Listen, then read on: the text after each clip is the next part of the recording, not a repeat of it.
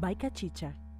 Vamos con el comentario de Víctor Villanueva. Señor, yo le digo a ustedes, esto es una cosa seria esta vaina. Adelante, miren el chat de YouTube. El opio Lo que le están diciendo a la patrona. Diablo, pero Señores, no, pero tú- señores. Adelante, no, Víctor. pero Villanueva. no, en Carlos serio, Marx, en ya serio. que decía que la En serio, religión es lo peor del Espérate, pueblo. profesor, le conté, me pone- El general No, yo tiene me una voy a parar, yo me visión, voy a parar. Adelante, Víctor. una visión Profesor. cósmica. Era de la Carlos Marx gestión. que decía que la religión es el opio de los pueblos. Sí, No, sí, creo que sí. así no puede ser, Sí. señores, por Dios. No, Mucha pero gente se- él le daba fuerza espiritual al equipo, eso está claro, eso está bien. Ahí no hay problemas. Señores, ¿Cómo se miren, llama el que vino de África que ustedes trajeron? Mira, muchacho. Benny, ¿cómo es? Benny Graham, ¿cuál fue? No, ese otro. Bueno, Tú dijiste algo ahora. Benny Stevie, qué sé yo. Mira, tú dijiste algo ahora, Víctor, que yo me fui Sí, lejos. Joshua. Joshua. Oye, Juan Señores. el Bautista es un loco viejo delante de esta mujer. Juan el Bautista en persona. Vamos, Ay, por Dios. vamos a ver, no haga miren. eso. Increíble eso. Todo esto, como hemos ido analizando, genera un debate que hace brotar un conjunto de teorías, de supuestos, de cara a este apresamiento del jefe de la escolta del expresidente Danilo Medina, y que dice mucho del tema de la persecución de la corrupción, porque se está estableciendo acá precedentes que no se habían rotos.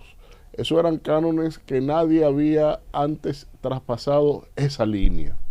Pero a la vez grafica un conjunto de prácticas desdeñables en contra de lo que es el erario, y que de alguna u otra manera genera esta encripación, esta indignación social, porque de alguna u otra manera estamos hablando de los recursos de un pueblo subdesarrollado, de un pueblo totalmente desigual, de un pueblo que le cuesta, a nosotros nos cuesta ser entes, estar, trasladarnos nos cuesta, vivir día a día nos cuesta, y que personas de alguna u otra manera aprovechen los estamentos de poder, las posiciones que ocupan o la capacidad de incidencia que deben tener sobre determinadas prácticas del Estado para aprovecharse en el lucro personal de manera desmedida y sin ningún otro afán que la de superar la hazaña última que hicieron de manera corrupta. Yo creo que esto no puede ser permitido, y debemos, como generación actuante ahora mismo, debemos generar los precedentes para que en el porvenir nuestros hijos puedan tener una patria más adecuada, más justa, o por lo menos más consecuente en términos de las sanciones que deben tener toda práctica corrupta. Ahora bien, ¿esto en qué se casilla? Aquí hay mucho por donde leer, pero yo quisiera verlo desde el punto de vista de la persona, de Danilo Medina. Yo, si a mí ni me agrada que suban videos de mis comentarios en las redes de acá, pero si le van a poner un título, utilicen este: Danilo, como nunca se había robado. Este señor ha roto todos los esquemas, pero esa práctica de Danilo no viene desde ahora. Danilo tiene este interés, esta devoción por el dinero ajeno, desde que era presidente de la Cámara de Diputados. No crean ustedes que esta relación de pacto de sangre y hermandad entre Danilo y Gonzalo Castillo es de ahora. Eso tiene sus precedentes históricos.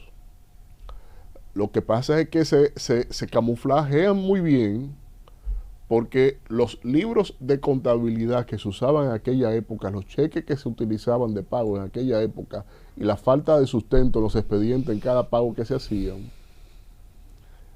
eso con un incendio se resolvía y se borraba, y no quedaba el presidente, pero ya el dinero estaba cobrado. Cuando este señor llega al poder en el 96 como ministro de la presidencia, el principal afán que estableció ahí fue la de granjearse en las principales contrataciones. Y en lo que el presidente de la República ponía al ministro, él se granjeaba al viceministro administrativo y financiero. Que usted puede hacer un checklist y va a verificar ahí que la mayoría eran danilistas, que correspondían a su tendencia, y que él permanentemente los atizaba por el teléfono llamando, saca este pago, saca este pago, saca este pago. Pero señalaba a su momento el afán también con relación a lo que significó Odebrecht. Esta estructura mafiosa, ¿cuál era la característica? Tenían dos grandes figuras en el terreno. Un gran empresario cuyas cuentas pudieran simular el flujo de esos volúmenes de dinero para las coimas, para los sobornos, y un gran político que le garantizara las aprobaciones en el Congreso de los préstamos para el financiamiento vía el BNDES de las obras que estaban planteadas por Odebrecht. Y así funcionó. Y ese gran político era Danilo. Cuando él desafió a Leonel en el 2007, ¿con qué lo desafió? Revisen las fechas.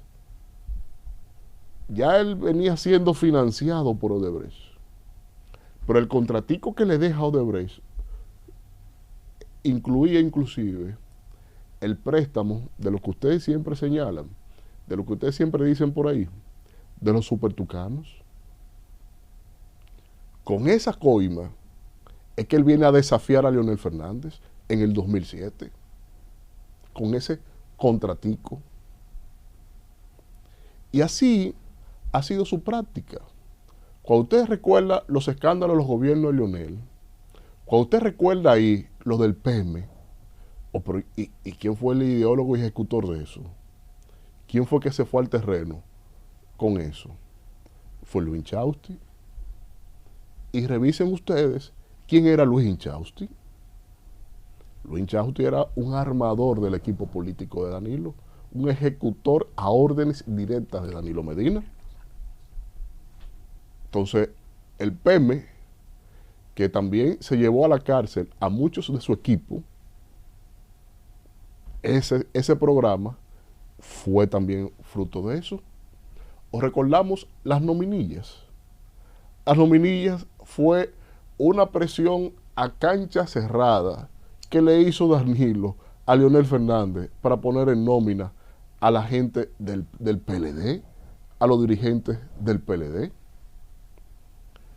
Pero él haciendo eso, él siendo el artífice de eso, el ideólogo de eso, da el golpe y porrazo, pone en crisis al gobierno de Leonel, de que él se va, que las cosas están malas.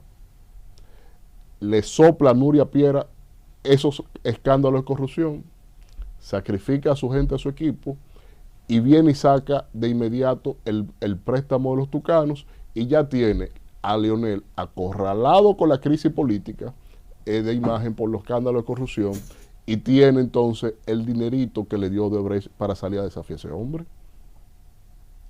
Así maquina ese individuo. A eso se dedica ese individuo. Pero ¿qué pasa ahora? El eslogan que él escoge en el 2007, el ahora es, ¿por qué era? Es porque si él logró generar fortuna siendo un segundón en el palacio, ya él se imaginaba siendo él el que decidiera todo. Aquí, desde Jesucristo hasta la fecha, todo el que ha liderazgo equipos que implique algún tipo de movimiento social colectivo, tiene un alguien que le hace el rol de plomero, que le lleva todas las cosas que dentro de la ley no pueden hacerse. Torón tenía a Giuliani, aquí teníamos a muchos personajes, por no decir nombres, muchos personajes, cada presidente tenía el suyo, cada presidente, todos. Y ustedes saben cuál era la diferencia de todos los presidentes con Danilo Medina, que Balaguer lo llevó al ícono, que eso se le detenía en la puerta del despacho. Es decir, por ahí estará pasando de todo, pero no me implica a mí. En el caso de él, y que quedó tan graficado en las desgracias que se escenificó en la OISOE, cuando un arquitecto infeliz de la Romana se pegó un tiro en un baño de la OISOE, porque una mafia corrupta, encabezada por una señora, que si se ríen de los vínculos de la pastora con el general, de esta quedaríamos todos plasmados. De los vínculos de quien encabezaba la mafia en Odebrecht con el mismísimo Danilo Medina, con el OISOE. Y esa señora que se dedicaba a pedir el 30% de comisión para sacarle el pago a todos los ingenieros que se ganaban las sobritas, reportaba ese dinero en efectivo en el Palacio Nacional. Y esa señora, que sus vínculos son tan amplios con Danilo Medina, tan profundo y sanguíneo ya en heredad, que cuando pasa, tiene el hito de haber roto un principio mercadológico que estableció el gobierno de Danilo, los afamados veedores.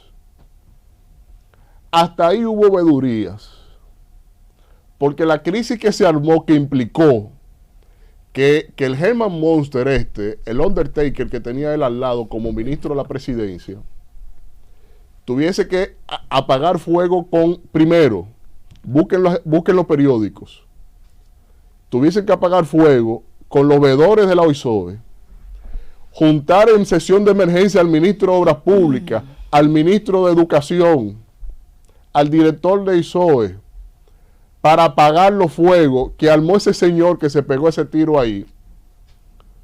Porque el dinero, a cada obra, a cada escuela que inauguraban, escuela que estaba comisionada directamente en el despacho del presidente de la República, eso te grafica que este señor, como dije hace un momento, como nunca robó.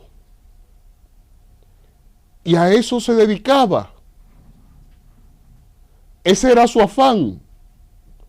Porque una cosa es usted tener el dinero como un medio y otra cosa es usarlo como un fin, pretenderlo como una razón de existencia en la lucha política. Porque cuando usted, y me refugio en Unamuno, a menor nivel de pensamiento, mayor actitud tiránica. Y eso lo probamos aquí todos. El mazo y el garrote de las decisiones que iban en contra de la voluntad de este señor, de este aspirante a sátrapa, porque ni siquiera calificaba, y esta sociedad le dio de frente electoralmente. Entonces, señor Medina, usted, ahora que se caracterizó por hablar poco, prepare los versos, prepare los verbos, desarrolle sus oraciones, que el sujeto, ya lo sabemos, ya hemos identificado el sujeto en la oración.